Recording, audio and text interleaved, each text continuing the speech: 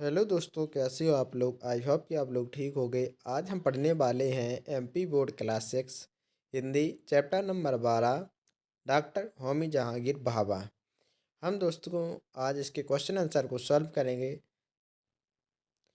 तो पहला क्वेश्चन हमारा, भाभा अणुशक्ति संस्थान स्थित है चेन्नई में, ट्रॉम्बे में, इंग्लैंड में, जिनेवा में। तो इसका सही आंसर होगा ट्रॉम्बे में।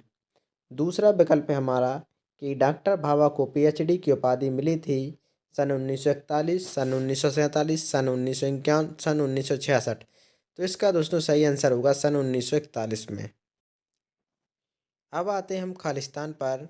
तो पहला खालिस्तान इसमें कि डॉक्टर भाभा के पिता का नाम खालिस्तान था, तो उनके पिता का नाम श्री जे.एस. भाभा था। दूसरा खालिस्तान है कि डॉक्टर भाभा खालिस्तान से संगीत सुनते थे, तो दोस्तों वे ग्रामोफोन से संगीत सुनते थे। क्वेश्चन नंबर 3, एक या दो वाक्य में उत्तर लिखिए। तो पहला क्वेश्चन है हमारा कि भारत में अणुशक्ति का विकास किसने किया। तो इसका आंसर होगा कि भारत में अणुशक्ति का विकास प्रथम वैज्ञानिक डॉक्टर होमी जहांगीर भाभा ने किया था। दूसरा क्वेश्चन है कि विज्ञान में रुचि के अलावा डॉक्टर भाभा की और कौन कौन सी विशेषता थी। तो डॉक्टर भाभा को गणित और भौतिक विज्ञान से अति प्रेम था। उन्होंने विद्युत एवं चुंबक संबंधी बातों के अतिरिक्त कॉस्मिक किरणों की मौलिक खोजों पर भाषण दिए।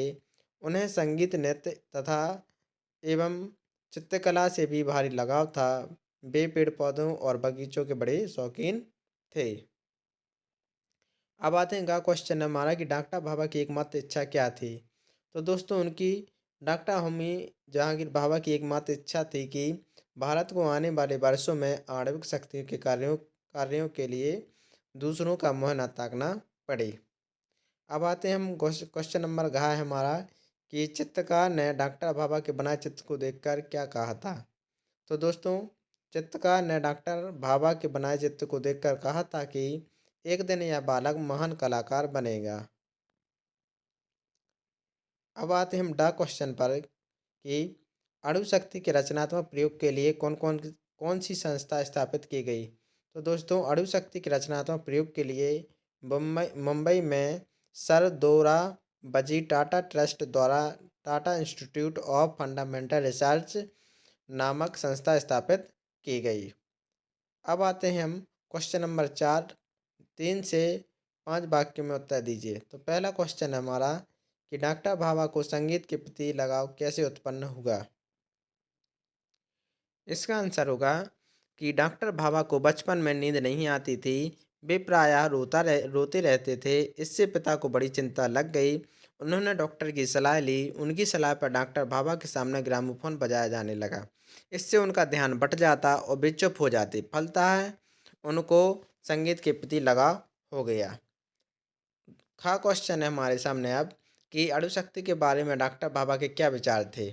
तो डॉक्टर भाभा अणुशक्ति से बम बनाने के पक्ष में नहीं थे। अणु बम से लाखों लोगों की जान चली जाती है, इसलिए वे अणुशक्ति का प्रयोग शांतिपूर्ण एवं रचनात्मक कार्यों के लिए करना चाहते थे। अब गा क्वेश्चन है हमारा कि डॉक्टर भाभा की शिक्षा कहाँ कहाँ हुई। तो इसका आंसर होगा कि मुंबई विश्वविद्यालय से ईएमसी की परीक्षा पास करके वे आगे की पढ़ाई के लिए इंग्लैंड चले गए। वहाँ इंजीनियरिंग की परीक्षा पास करके गणित और भौतिक विज्ञान की शिक्षा के लिए उन्होंने कैम्ब्रिज केयर्स कॉलेज में प्रवेश लिया। उसी मत उन्होंने यूरोप के विभिन्न देशों में जाकर विद्युत एवं चुंबक तथा कॉस्मिक किरणों के मौलिक खोज पर अपने भाषण दिए। उन्हें लंदन की रॉयल सोसाइटी का फेलो चुना गया। पीएचडी तथा डीएससी की उपाधियां विभिन्न विद्यालयों से प्राप्त हुईं। अब आते हैं घा क्वेश्चन हमारा कि डॉक्टर भाभा की मृत्यु कैसे हुई। तो 24 जनवरी 1966 को भारतीय विमान सेवा का कंचनजंगा नामक जेट विमान मुंबई से जिनेवा जा रहा था। इसी विमान से डॉक्टर भाभा भी यात्रा कर रहे थे। जिनेवा के पास एक बहुत ऊंचा पहाड़ है, माउंट ब्लॉक। इस पहाड़ से वह विमान टकरा कर गिर गया। इस दुर्घटना में डॉक्टर भाभा की मृत्यु हो गई। तो दोस्तों ये रही आज की वीडियो। अगर ये वीडियो आपको पसंद आई हो तो प्लीज़ लाइक एंड सब्सक्राइब करना ना भूलें। Thank you.